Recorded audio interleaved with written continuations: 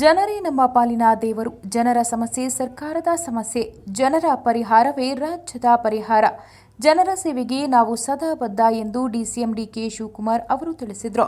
ಯಲಹಂಕದಲ್ಲಿ ಶುಕ್ರವಾರ ನಡೆದ ಬಾಗಿಲಿಗೆ ಬಂತು ಸರ್ಕಾರ, ಸೇವೆಗೆ ಇರಲಿ ಸರ್ಕಾರ ಕಾರ್ಯಕ್ರಮದಲ್ಲಿ ಮಾತನಾಡಿದ ಅವರು, ಇಲ್ಲಿಗೆ ನಾನೊಬ್ಬನೇ ಬಂದಿಲ್ಲ, ಪೊಲೀಸ್ ಸೇರಿದಂತೆ ಸುಮಾರು 300 ಅಧಿಕಾರಿಗಳು ನಿಮ್ಮ ಸೇವೆಗೆ ಬಂದಿದ್ದೇವೆ.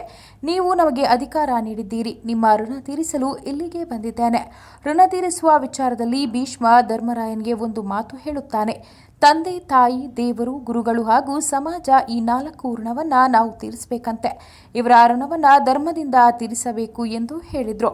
ಈ ಹಿಂದೆ ಅನೇಕರು ಬೆಂಗಳೂರಿನ ಮಂತ್ರಿಯಾಗಿ ಅವರ ಶೈಲಿಯಲ್ಲಿ ಕೆಲಸ ಮಾಡಿದ್ದಾರೆ.